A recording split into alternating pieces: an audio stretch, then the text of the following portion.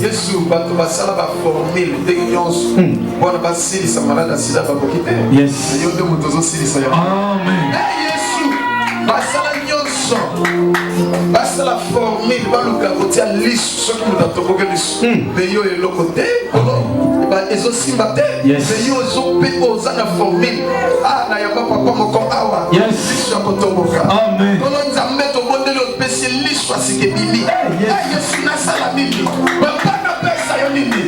Nanina mokili oyo nzambe na ngai ayebi kopambola mutu lokola yo ye Nanina mokili oyo nzambe na ngai ayebi kobikisa mutu lokola yo ye Nanina mokili oyo nzambe na ngai ayebi koleisa mutu lokola yo ye Ata moko te yawe Ata moko te nzambe na nguya Ata moko te Yahweh Ata moko te nzambe na nguya Okundelinga etumba na mbula oyo Tabakuna nanga milimo mabe Okundelinga etumba na mbula oyo Tabakuna nanga milimo mabe Nadina mokili oyo nzambe na ngai Ayebi kolatisa moto lokola yo Nadina mokili oyo nzambe na ngai ayebi kopangola moto lokola yo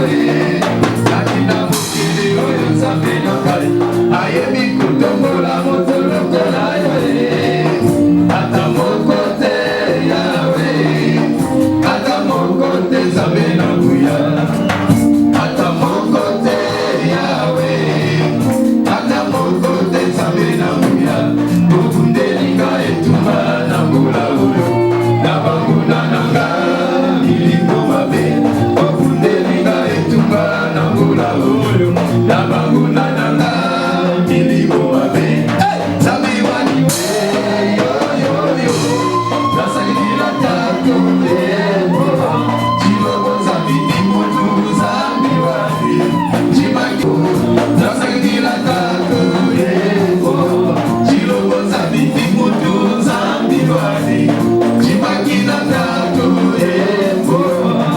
Atana papasi Dona esengo Na kote yakayo nzambe na kongo itaka Atana papasi Dona esengo Na kote yakayo nzambe na kongo itaka Nzambe na kayeye Yole osi Oba teninga na moma oyo Nzambi we Waniwe Nasaidila taku Chilo nzambi ni mutu nzambi wani Chibakina taku Nzambi wani we Nasaidila taku Chilo nzambi ni mutu nzambi wani Chibakina taku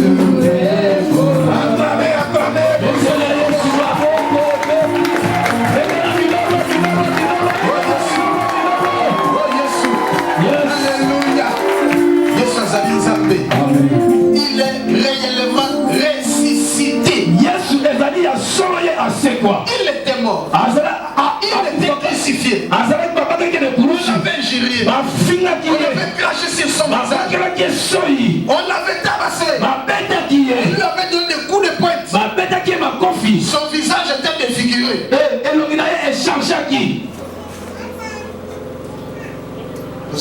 amen Jésus de Nazareth, Jésus, l'homme du second souffle, on avait bâti des verges. Son bas était devenu comme on laboure la terre. Son bas était blessé plus que le nez de Bakana.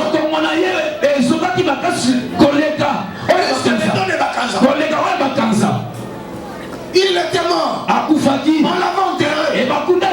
Mais troisième jour, il est revenu à la vie. Mais c'est Jésus-là, Jésus que vous prêchez, Jésus que vous croyez, mais réellement apparu. Il est vivant. Je ne suis pas un faux témoin. Je ne suis pas un faux témoin.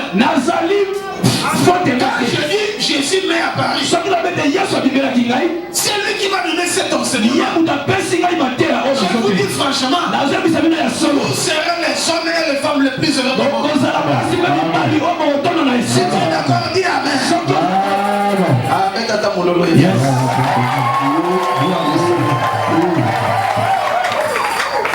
on aura encore notre séminaire.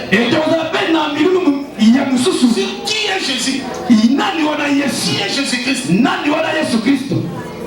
Ça va prendre encore 7 jours. Mais je ne sais quand. Il y a des mystères. Amen. Matin, il y a toujours, on ne cherche pas la prédication ni les enseignements.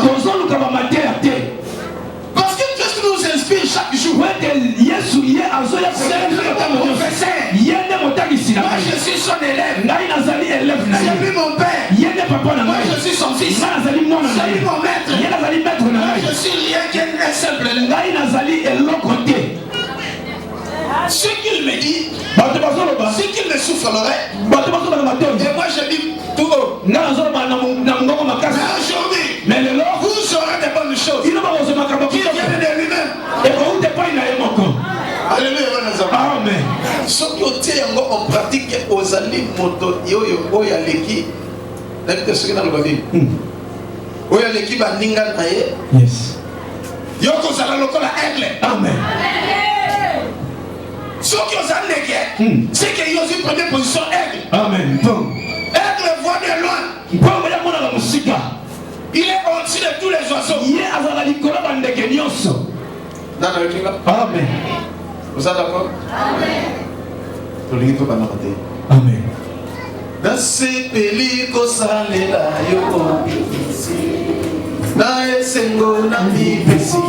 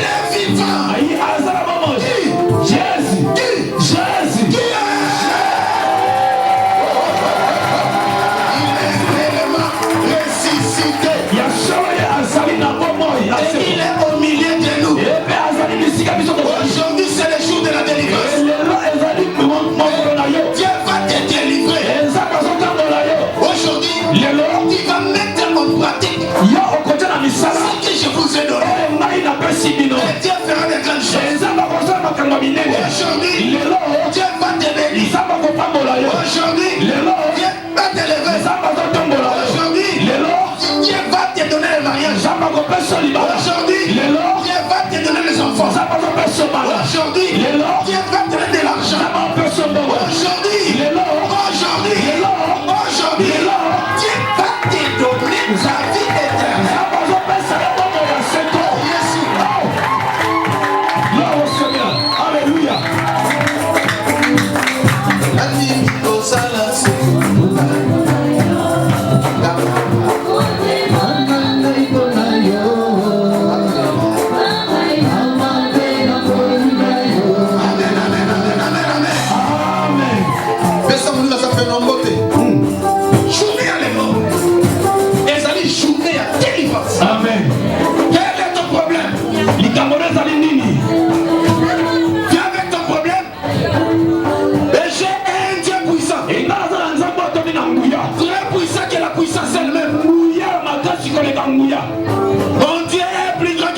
problème. Nzambe na ngai azali monene koleka problème na yo. Dieu est plus grand que ton problème. Nzambe na ngai azala nguya azali monene koleka likambo na yo. Encore une fois de plus, Nazo basusu. mon Dieu est plus grand que ton problème. Nzambe na ngai azali monene koleka likambo na yo. Nzambe na sote azali masapote. Amen. Azali sambo yo abime bakai pe azali réellement vivant. Amen. Azana bomo. Tikana salela ipe na yembela. Amen. Osepeli. Ceux qui peuvent se faire la casse, c'est les bakai. Yes. Betela Yesu maboko na milolo. Soko sepeli. Gloire au Seigneur. Ah, là kaka bazo. Donc kaka posa na yimba kana kasi to côté ate. Alléluia. Bazo me soye la kaka na yimba. Ah, tamba pa pour la Bible. Amen. Tala soki oye awana ndako na nzambe foza la moto na esengo. Amen. Foza na sai. Yes. Oyokinga. Amen. Parce que David dit, David azolo. je suis dans la joie. Azali na esengo. Quand on me dit, Yango bazo bisai. à la maison de l'Éternel, Tokende na ndako na Nzambe. il y a plusieurs personnes, Ezali na bato ebele. ils sont dans la joie. Bazali kati esengo. Quand ils se trouvent dans une fête, Yango bazali kati na ba fête. ou dans mon siki, donc na stade, na match, Yes. donc à ça les sengo ko sakanate. Amen. Dès que la naki supporter ceux qui supportent la Renaissance. Alors il dit attends montage alors quand $1000. Yes. Écoute à lesquels les sengo parce que OK ben match peut pas pour les matchs à gauche. Yes. Alléluia. Amen. La vie est là oui. Montage le côté $1000. Na yé montage ça le côté. Mais à ça les sengo pour les montage le côté $1000. Parce que équipe na mongo les autres qui veulent dans ma scène. Oh, moi je suis dans la joie. Ngai nazana esengo. Quand on me dit Ntango bazo bisai. dans la maison de l'Éternel. Tokende na ndako na Parce que Nzambe. je sais une chose. Po tele bien Dans la maison de l'Éternel, kati na ndako na il y a Nzambe. tout. Ezali na Dans nyonso. la maison de l'Éternel, Na ndako na Nzambe. Dieu est là. Nzambe azali Il wana. va me guérir. Yako Il va me donner de l'argent. akopesa Des mambo. mariages. Akopesa Tout mibala. ce dont j'ai besoin. Akopesa ma nyonso wana Il ndako na va me baseka. sécuriser même. Akosalela ngai pe. Mais là-bas, tu t'es. Alléluia, bon ensemble. Amen. Yo, quand on continue à maman dans mon camp. Yes. Les heures de prière. Parce que nous sommes limités. Bisika oto sukaki ezali batango ya losambo. Les heures de prière. Ouais, ah, c'était de 0h à 3h59. Ya liboso ezalaki à partir ya 0 heure. C'est le moment où le ciel s'ouvre. Ezali tango oyo likolo efungwamaka. Dieu lui-même en personne, Nzambe ye moko na kibamutu. avec ses anges, Na banjelu na ye descend. bakitaka. Ils viennent ici, Bakitaka pe bayaka. cette planète Terre, Bayaka na kati na mokili pour oyo. nous visiter, Mpona kotala biso. nous bénir, Mpona kopambola nous biso. délivrer, Mpona kokambola biso. nous parler, Mpona kolobela nous biso. révéler, Mpona kotalisa nous faire biso. du bien et pour nous sauver. Na kosala biso malamu mpe mpona kobikisa biso. Et à la même heure, E na ntango wana kaka. deuxième monde, Deuxième monde, c'est-à-dire le diable Satana et ses ministres, na baministre na ye ils bademo sont encore les portes. bango mpe bafongola Et les démons, ke na bango epi na les bademo sorciers, e na bandoki ils viennent aussi bango mpe bayaka pour envoûter, mpona pour koenvoûte détruire, mpona pour kobebisa égorger, mpona koboma pour tuer, mpona koboma pour voler, mpona koyiba pour faire du mal. mpona kosala mabe. Mais toi, enfant de Dieu, Me yo mwana na tu nzambe dois être, esekeli osala tu ngele dois être éveillé esekeli yo omilengela pour détruire leurs œuvres. C'est mpona un kotebisa nyonso ezali ya Satana. Sinon, Sinon tu vas tomber dans le piège. okokwea kati na Parce que Jésus lui-même a dit, po ete yesu ye moko alobi Pierre, il n'a même pas veillé une heure avec moi. Pierre, obondelanga même pas une heure du temps. Veillez et priez. Esengeli yo oveye ke Premier point de po ete compréhension. okoyisama kati na komekisama te. Bien que la chair est faible, Musula l'esprit est bien disposé. molimo esengeli ezala dispose. Bête si ma boca makasi. Gloire au Seigneur. Yo la oyo tozomona efungwamaka. Amen. Mpe ekangamaka.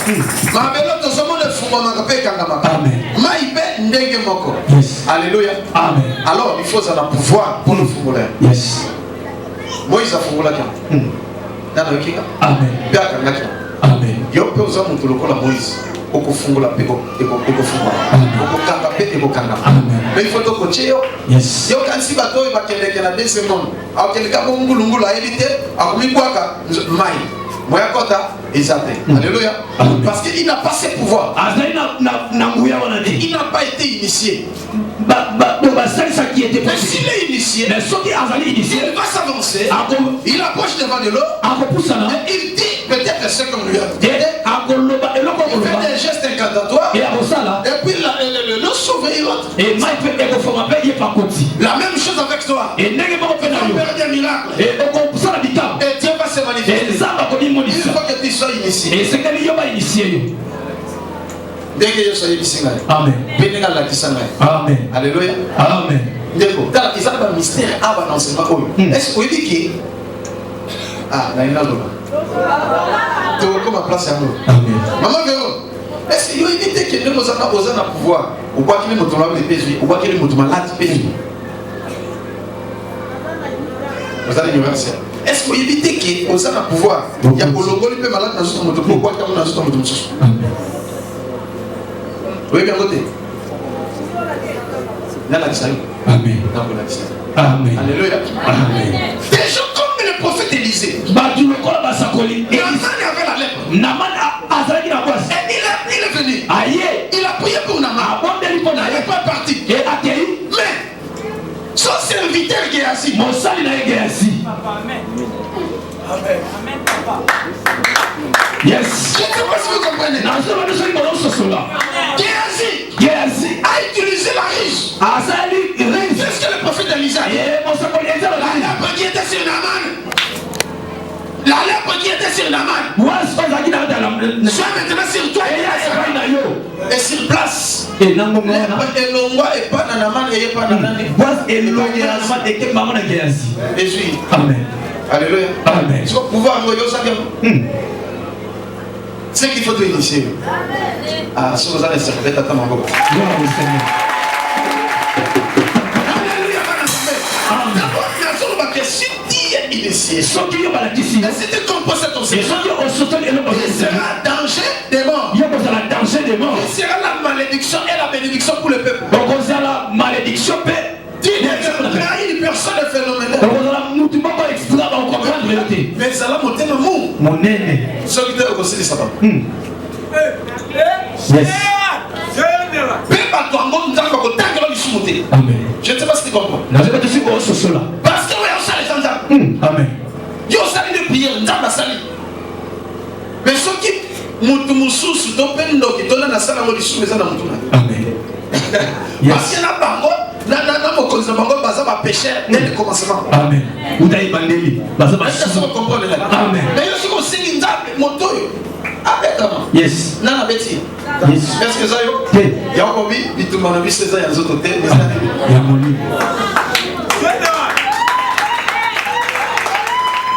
Voilà. Alors, donc quand il parle encore, la deuxième point, c'est-à-dire point B. Il y a des 0h à 3h59. Avant encore, dans le lobby, il a insisté. Bon, dès là, quand il y a R de point inter. Amen.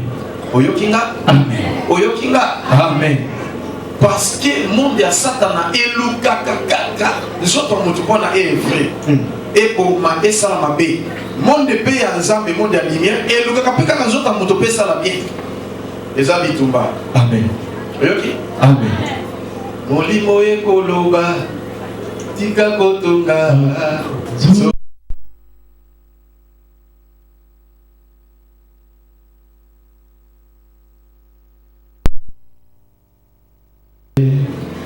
Molimo ekoloba, tika ekobo, soto ekoloba, salama boke. Soto na molimo, ozali kobunda etuba, ozali kotambola na molimo. Nabame bana zambe. Senga makasi ya molimo, afin que on surmonter le temps. Oyokinga. Alors, point B. Il y a les heures de pointe et ça lit de 9h juste à 10h59. Ils ont dit de 9h juste. Parce que à 11h juste, c'est le canal. Amen. Porte le canal. Oui, ok. Amen. Ce qui est canal, est canal.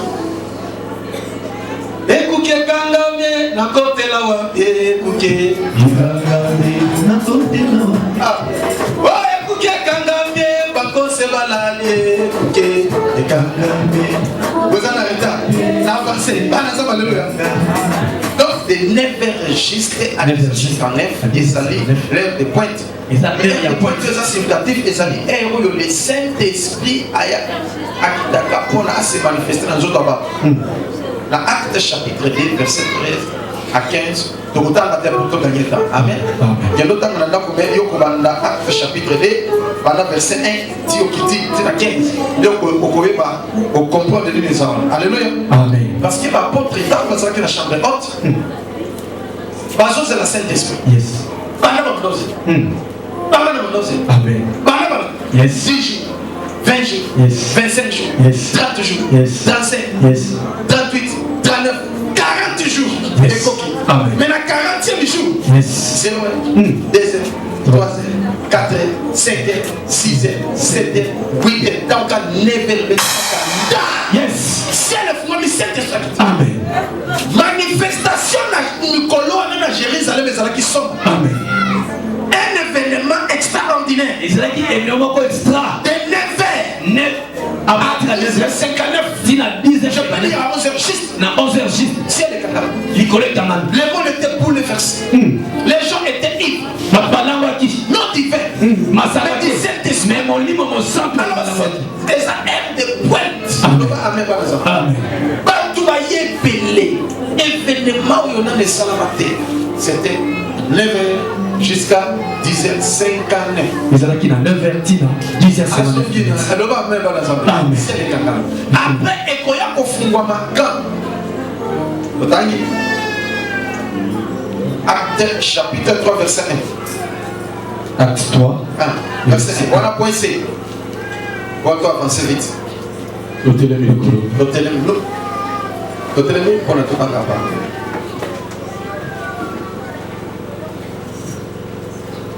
Acte des apôtres chapitre 3. Acte chapitre 3, verset 1er. Pierre et Jean montaient ensemble au temple. Pierre, Jean, babanaki kokende na temple. À l'heure de la prière, À l'heure Dans le sang. De la prière. c'était la 9e heure. C'était La 9e heure. acclamé avant de t'asseoir. Gloire au Seigneur. Merci beaucoup, Seigneur. Alléluia. Amen. Bien aimé, comprenez quelque chose. Et c'est qu'il faut ce là. Pierre et Jean, Pierre et Jean. ils montaient au temple Babanaï comme matin l'église. à l'heure de la prière. Il y a tango, il y a le sang. Mais quelle heure? Les aki na tango nini. On dit à quelle heure? Na 9h. Ah. 9h. 9e heure. Amen. Non. Écoutez.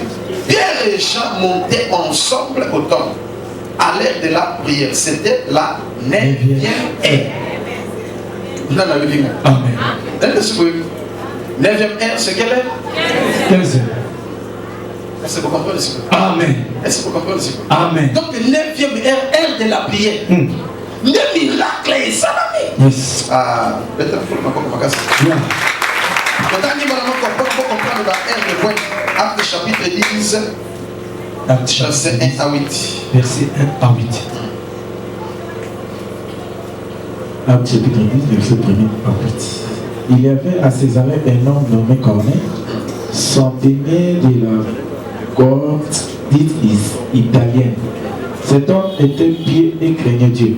Avec toute sa maison, il faisait beaucoup de monde au peuple et priait Dieu continuellement. Vers la 9e heure du jour, Vers la 9e heure du jour. il vit clairement dans une vision un ange de Dieu qui entra chez lui et qui lui dit: Corneille. Les regards fixés sur lui et saisi d'effroi, il répondit: Qu'est-ce, Seigneur? Et l'ange lui dit: Tes prières et tes aumônes sont montées devant Dieu et il s'en est souvenu. Envoie maintenant des hommes à Joppé et fait venir Simon surnommé Pierre. Il est logé chez un certain Simon, courroyeur dont la maison est près de la mer. Dès que l'ange qui lui avait parlé fut parti, Corneille appela un de ses serviteurs et un soldat pied d'entre ceux qui étaient attachés à sa personne. Et après leur avoir tout raconté, il les envoya à Joppé. Le lendemain, comme ils étaient en route et qu'ils s'approchaient de la ville, Pierre monta sur le toit vers la 6e heure pour prier. Amen. Parce qu'on a déjà pris 9e heure. Et Maintenant, 6e ère. Si quand on est 6e ère. Parce que Pierre remontait. Pierre a bandé comme matin. Pour prier. Pour la cobonde là. Mais c'était à quelle heure? Et c'est là qu'il a été en 6e ère. ère. Il a 6e heure. Et on vient de lui aussi. Et bah, à 9e ère. Et la 9e heure. Pierre et Jean. Ils montaient au temple. Et ici, nous voyons encore les mêmes pierres. À la 6e ère. La 6e ère. On monte encore. La 6e ère. 6e ère. Et ça ère nini. Ah, non, Amen. Bon, c'est la question déjà. Amen. Alléluia. Amen. Est-ce que vous comprenez que 6e ère? 6e ère. Pierre a maté à prier sous. Mais il y a 6e ère au Salaka. 6e ère, c'est 12 heures. Là, dans le Amen. parce que nous sommes de 0 heures à 3 heures 59 minutes. Si on appelle les sous-sous, de 9h à 10h. Tout le monde appelle les sous-sous. 6e ère, ciel est fungwamaka. Amen. Là, dans le bien, amen. Amen. Ah, le bien, mais ça vient. Le lendemain, ils étaient en route et qu'ils s'approchaient de la ville. Pierre monta sur les toits vers la 6e heure pour prier. Mais Yoka, il lui fait. Il voulait manger. Pendant qu'on lui préparait à manger, il tomba en extase. Il vit le ciel ouvert. Acclamez encore pour Jésus. Alléluia, Bakazame. Le Balikole Fongwama. Likole Fongwama. Le Lola. Lola. Fongwama. Monsieur Fongwama, il peut ça l'année. Yes. Est-ce que vous comprenez ça? Amen. C'est que à la 6e ère, la 6e ère, le ciel est sous. Likole Fongwama. Dieu lui-même en personne descend. Yesu yemoko kitaka. Avec ses anges. Alléluia. Amen. Mais pour nous faire du bien, il n'y a pas que Eza lokola roi ou président de la République, Azoya Nangaba, Azoya Yemoko. Hein? Après un cortège. Amen. Comment? Là, tout le Azoya cortège. Alléluia. Amen. Mais nous avons bendé à Yakakutu plus que bon. Parce que Dieu a des milliards d'anges.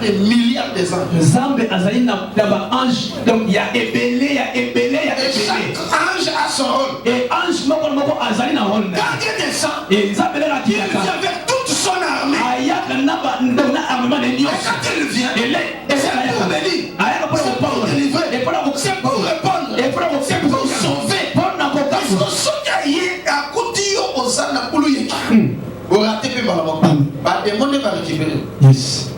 Satan a fait ce qui est parce qu'il est le rebelle. Yé azali mutumo déjà à télémélan zam. Est-ce que vous en avez? Amen. Non, Yesu y a une mission. Ça me persuade qu'il y a une mission. Amen. Mais il suis qu'on a 12 heures, ciel est ouvert. Yes. Pour ça, la gare, ni. Dans le cas. Amen. Il y a un mystère. Notre ancien Abraham, il a compris. Il y a la même chose. Pendant la chaleur du jour, c'était à 12 heures. Abraham était devant l'entrée de sa porte. Mais ce n'était pas une vision. Et c'est là qu'il a clairement boyé. Amen. Amoni 3 personnes bazoya. Pendant la chaleur du jour, si elle est fungwa, il a quitté la barrage. Amen. Mais est-ce qu'on a une sécurité? Genèse chapitre 18, verset 1. Amen. Genèse 18, Genèse chapitre 18, verset 1. L'Éternel lui apparut parmi les chiens des Mamré. Zambé abîmé Abraham et Nani dans la chaîne de Mamré. Comme il était assis à l'entrée de sa tente pendant la Abraham a fanda qui n'a rien quitté pendant la chaleur du jour devant elle. Devant Dakuna. Azo mon pépé. Mon lumière l'équipe. 12 heures. Moi frappé. J'attends qui t'a fait 12 heures. Mais qu'est-ce que Abraham faisait? Donc Abraham avait le salami. Il leva les yeux et regardait, et voici 3 étaient debout près de lui. Abraham était un homme de prière. Abraham a dit dans le sang. Il était enseigné et instruit par Dieu lui-même. Il savait que Sarah reste là-bas. Et Sarah vanda dans le l'autre toi tu restes là-bas. Et toi serviteur reste là-bas. Il a mis sa chaise devant l'entrée de sa porte. Il a commencé à faire sa prière. Mais quelle était son attitude? Concentré. Parce qu'il y a un autre sur le Amen. donc Afandi, abandi Zambuyo Zambi Zambuyo Zambuyo Zambi Zingama Uwe Zambuyo Zambi Zambuyo Zambuyo Zambi Zingama Uwe Yako kata likambo nangai masarai Yako kata likambo nangai Zingama Uwe Zambuyo Zambi Zambuyo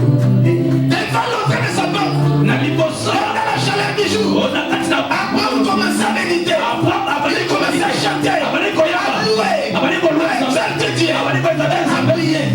je ne sais pas, peut-être il faisait sa prière silencieuse autrefois alors la prière ou bien Abraham était concentré mais Abraham a et Malamoko est encore une fois trois personnes donc ça veut moko akiti na cortège deux personnes moko na gauche moko na droite mais Abraham automatiquement et ça dit comme ça c'est que dans sa vérité automatiquement ayebi ke boya za na katikati moto na lukaka yeyo akoleka te bala moko aye lisusu deuxième chose les visages contre devant le va amen ayebi bala moko mais abonné mon Seigneur ne passe pas devant ton serviteur ça j'ai trouvé grâce tu peux entrer chez moi alléluia amen yo pe kotsenza pe nanda kuna yo amen na bi kotsenza pe nanda kuna yo amen kosa ka distracté ata osolamba ata osana classe ata osana bis otali monto moni tout ser yeba ke sele saline efuma sala prière ata na motema amen be nzambe ata nzambe bele mananga bolo bele mananga bayeli nanga basangwae bele mananga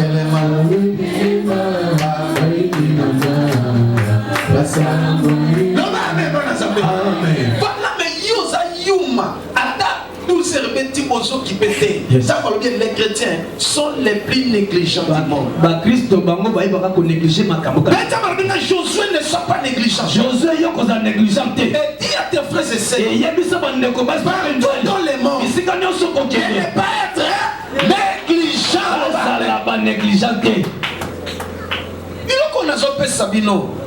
Bato mingi bayebi ba musu bayebi te otamolaka na bulu yeke ne komisa yes yako zomona ke lai ata na classe ata wa biloko yoka soke komi ewana ata na zota na TV ata nini okobeba a ekoki bala moko na motema nseni na bandi omona ozo bisanga likambo tozalo pembeni me yes olobini yo so pas soli kambo yo kamalo moko te na yo kamalo moko te mona nini nazali na kotika pe na position na kwani na yeso teke te oeba makambo na ndenge yes italiote ezali soya ngana mais ndenge ni mama atozo sukola bilamba ya banjembo yo soyemba oyemba kawana oyemba kana bulu yetu mais il faut yemba na titidi ke siko erlin si elle fungwa mi ndenge na soyemba ah kaina matina ngomba kolukelo kina yawe na baba sinanga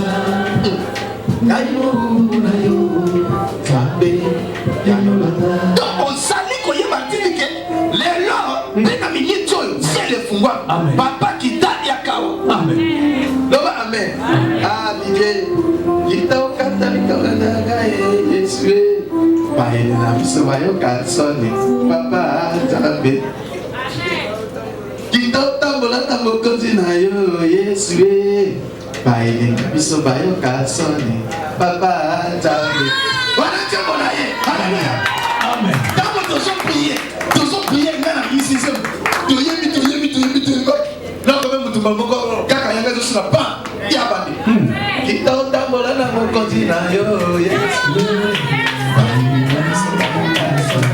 papa yes allez malabaka toke haleluya amen des cantiques inspirés bibanzembo oyo inspiré pambola yo papa kije amen kiyeba katengi tout c'est rebeti mama ozawa tala soki kakobani kosala makambo oyo tu verras ton visage va rayonner et l'onginoya il va changer il y a une autre personne souvenez-vous de Daniel Daniel faisait chaque fois Nicolaï 12 et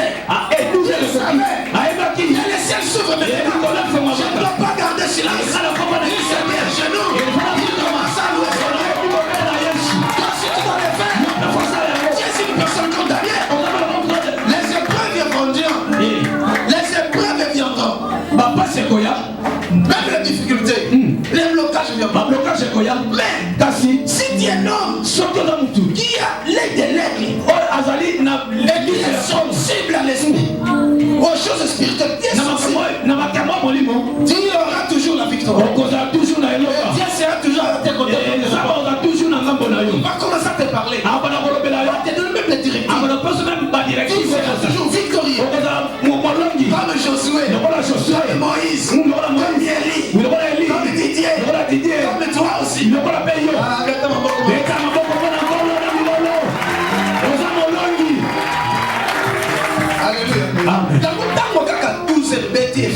Abraham kuna ekolo kolo na ngai na pesi yo mato pona kobandela yubandika kolo na ngai na pesi yo mato pona kobandela yubandika obidelinga etumba na mbula oyo na banguna nanga milimo. Alléluia, amen.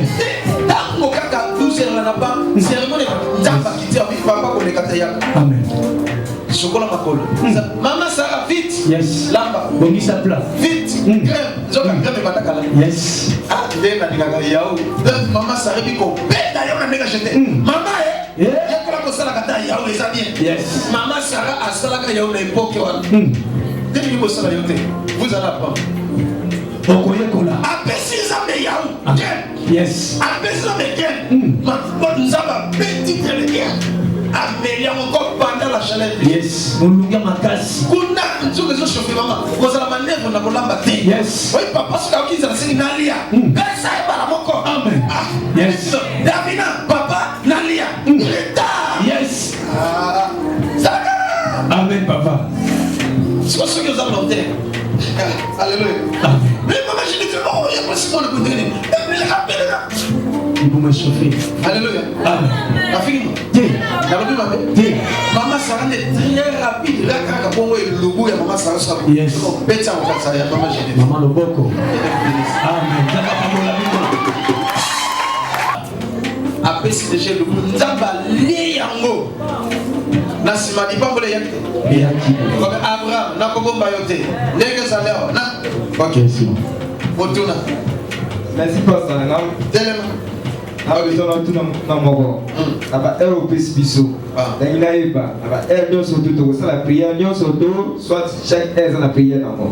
merci beaucoup. Alléluia. Amen. Ça dépend de toi et de tes besoins. Et selon Amen. Voilà.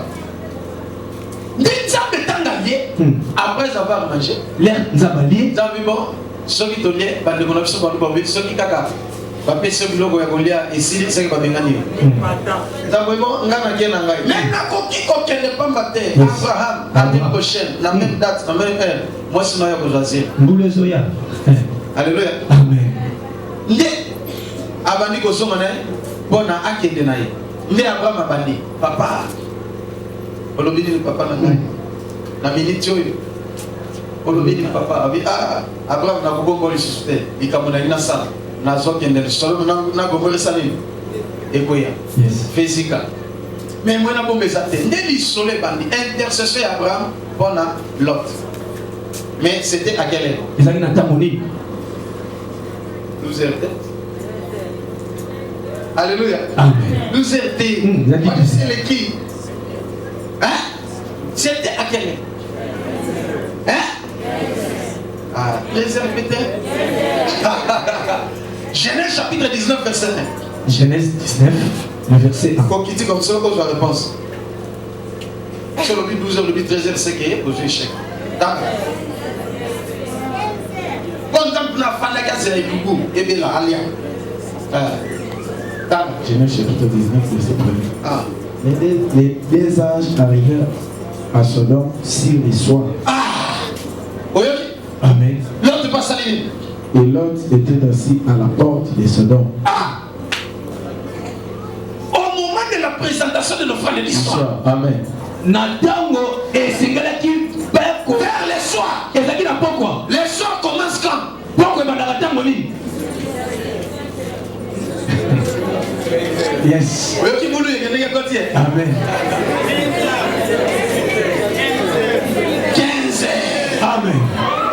Alléluia. Amen.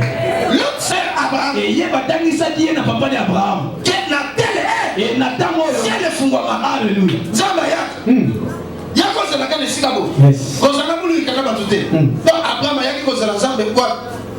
Ayeba kipita kwa yama yabika ngai fanya sambela tikala tikaba kuna ngana bima nazalo ngamo nazalo mpe isolé pour prier akuta na Zambie donc pe kuna na moment na ya soir ndabi misikiti na Yesu Yes. azozela et ange basanye Babi. nani makonsi Yesu. nani Zambie Yesu. vous comprenez makamo na solo Amen. donc na moment où biso tozoloba de 12h à 15h59 ezali héros au ciel ezalaka ouvert comment tu peux ça dans pendant 12h 15h59 vous comprenez nzabalier esili azokendabi nzabi fa zonga parce que ciel est lié ça dit et il doit rentrer Et c'est qu'il y a zonga. mais on verra Mais les anges ils peuvent rester pour attendre. Quand le ciel va s'ouvrir encore, pour partir. Mais il y a encore d'autres anges qui sont permanents avant nous. Même le ciel fondant ça, même les canaux. On va continuer. Oyo, de 12h à 15h, c'est l'heure à laquelle Jésus avait rendu l'âme. Tango, il y a 12 heures. Et à même heure, c'était l'heure où les rideaux du temple étaient déchirés en deux. Pour donner accès à tes prières. Amen. Pour donner accès à tes bénédictions. Yes. Pour te donner accès auprès de notre grand roi. Amen. Yesu Kamashia. Amen. Amen. Donc, il y a un Yes. c'est un air beaucoup mystique. Amen. Si les alaka ouvert, il y a un air Genèse. Ah, oyoka. Yes. Oyoka na bien nalobi ke ere oyo ezali ere oyo Yesu akataki motema. Amen. Baba kene kulusu. Yes. Ndeni Yesu aye kozela kaka ere oyo po motema kaka. Yango bana o babotamaka. Na ba ere oyo. Amen. 12. Yes. 15. Yes. Bana wana. Bana o babotamaka. Yes. Amen. Amen. Yes.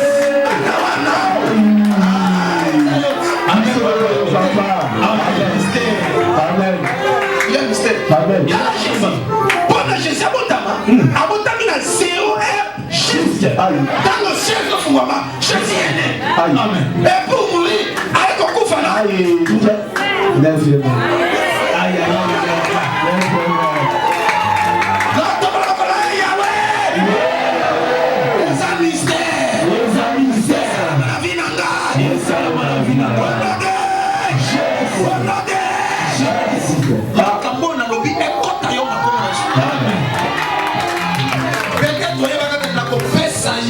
Makamoko, garantie à vie, dit à chaque fois que je sois échoué, c'est que faute n'a rien encore. Bon, ça me semble. C'est si on avance. Amen. Mais nous, quand on dit qu'à Kokokayo, Amen. yes. Qui s'en Kokokayo, Amen. qui s'en Kokokayo, et là, comme avec et aussi Bakayo, qui a le Kokokayo, Yahweh, garantie nanga, et quand on a vu nanga.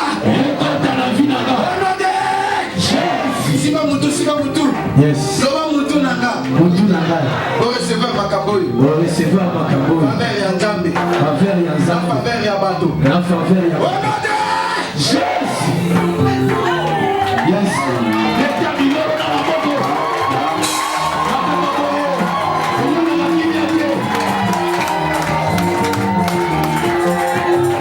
Amen. Amen. Papa, vous avez bien. On nous met au cas à tout prix.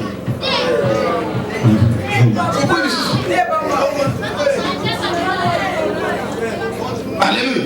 Amen. Yoka. Matthieu chapitre 27, verset 45 à 51. Depuis la 6e heure jusqu'à la 9e heure. Depuis la 6e heure jusqu'à la 9e heure. C'était quelle heure? C'est quelle heure? Tu vois ce que c'est là? Quand nous avons fondé, nous avons dans la Bible. Amen, papa. Oui. Depuis la 6e heure jusqu'à la 15e heure. Dis non, 9e heure. Tu as 12 heures et 15 heures. Amen. Amen. Ok. Il lit des ténèbres sur toute la terre. Et vers la 9e heure. Donc, ténèbres et kotina mokili mobimba. De 12 heures à 15 heures. Donc, de 6e heure à 15e, 9e heure. N'est-ce que ça y est? Et vers la 9e heure. Mais, Ngonga, dans le commis 9e heure, Jésus s'écria d'une voix forte. Jésus a gagné dans Mungongo Makasi. Eli, Eli, lama sabachthani. Papa, pona nino tikinga. C'est-à-dire, mon Dieu, pourquoi m'as-tu abandonné? Quelques-uns de ceux qui étaient là disent, il appelle Eli. Et aussitôt l'un d'eux courut prendre une éponge qui remplit de vinaigre et l'ayant fixé à un roseau et lui donna à boire. Mais les autres disaient, laisse, voyons si il viendra les sauver. Jésus poussa de nouveau un grand cri et rendit l'esprit. Continuez à s'incarner. Yes. Les sépulcres s'ouvrirent. Yes. Amen. Yes. Yes. Yes. Malita, mabanga, malita, la cimetière. Yes.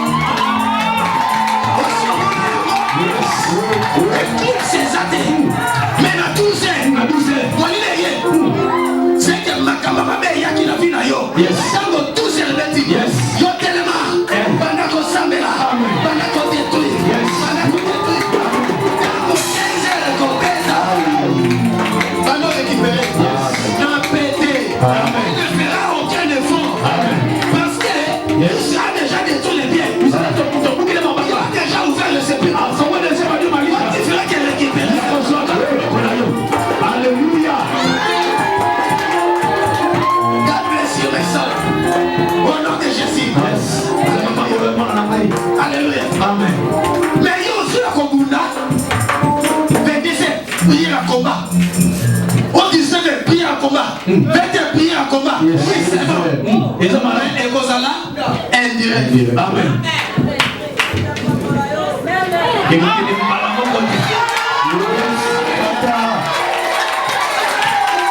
Prière combat. 8 heures. Yo, on va dire pas 8 heures. Ça fait. C'est bon, c'est pas mauvais. Mais Kozala, Indirect. Amen. il faut cela jusqu'à ce que si elle est ouvert, pas prier ça. Mais,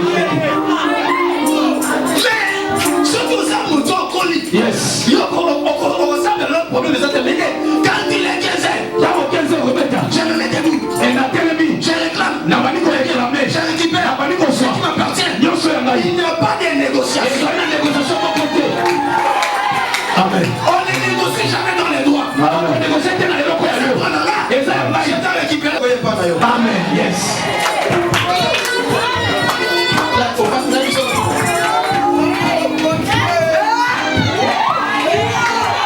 Yes, Papa Fongola. Alléluia, vers l'Assemblée. Amen. Merci Jésus. Merci Jésus. Matondo mingi kono.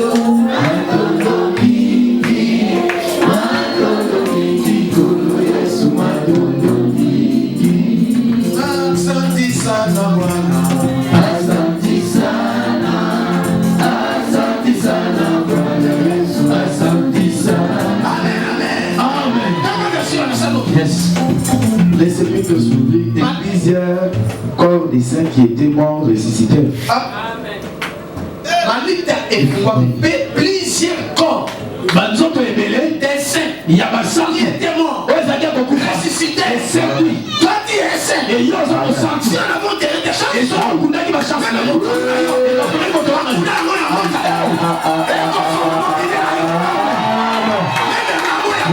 yes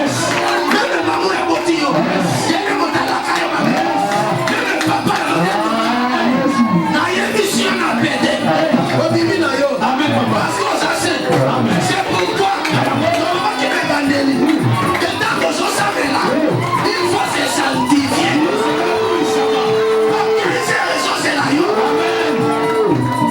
yes Jésus. Rendez-vous 15 heures. amen yes 15 heures de récupérer à yo Mais il y en a 15 heures. Yes. Écoute, on est dit. Et là, on a les pasteurs. Ah, yes. Il y a tout. Ah, c'est la commande. Yes. On a ça là. On va dire que 15 heures de récupérer. Plusieurs corps de saints. Il y a aussi sur mon sac de terre. On dit que amen si vous voyez beaucoup de 15 heures 17 heures. 15 heures beaucoup de dit que ça va faire pas. amen yes Mais dans la question, c'est là beaucoup c'est. amen Une petite formule. formule va mukie amen asala yeah Gogogi étant sorti après la résurrection de Jésus, oui, ils entrèrent dans la ville sainte et apparurent à un grand. Josué Toyebi, Yazalaki pèlerin, il était phasé. Alors qui faisait amen Donc, comment on a corps de gloire. amen Voilà ma cabetole moussous. yes Confinement le sous-sous.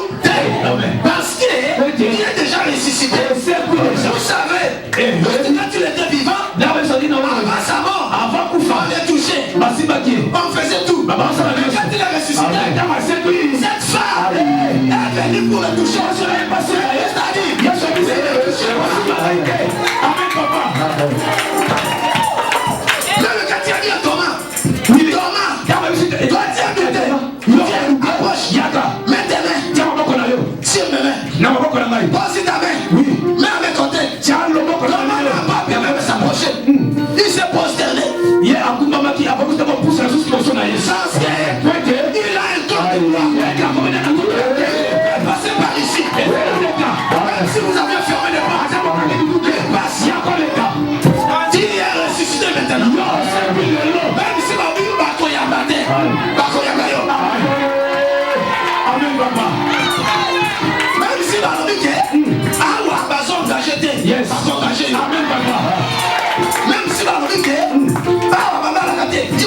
Amen.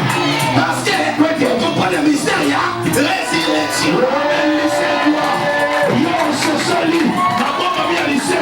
Mais on comprend surtout, mystère, il y a récupération. 15 heures. Amen. Le bas 15 heures. 15 heures. Ça le va Yahweh. La comprendre. Nazareth l'ignorance. Amen, papa. Amen. Alléluia. Amen.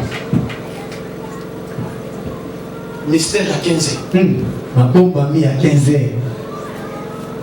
De 15h à 18h59. À partir de 15h, tu as 18h59 minutes. C'est l'heure. Ce qui nous a reçu dans le vide. On peut dire l'enterrement. Donc, on a dit Yesu. Nana Liga Kunda Banguna. Depuis que c'est la prière. Yes. Dala, yo, c'est oui. Si on tiki monguna, on a qu'à bongo kundiete. Yo, ça les règles. Amen. Or, ceux qui ont tiki au kundiete, on s'en péché. Yes. Parce que la Bible le dit, on ne peut pas laisser le corps. On ne peut pas laisser le corps sur la croix. On doit le faire descendre pour l'enterrer. Et si vous laissez le corps sur la croix, vous serez chargé d'un péché. Et comme une malédiction pour nous. Il faut qu'on aille en Amen. L'auditoire est confondu. Je vais parler avec les adultes. Laisse-moi vous parler même quelque chose. Yes. Alléluia. Amen. Il est vivant. 15h à 18h. 15h à 18h. Enterrement. Dans mon bakundaki.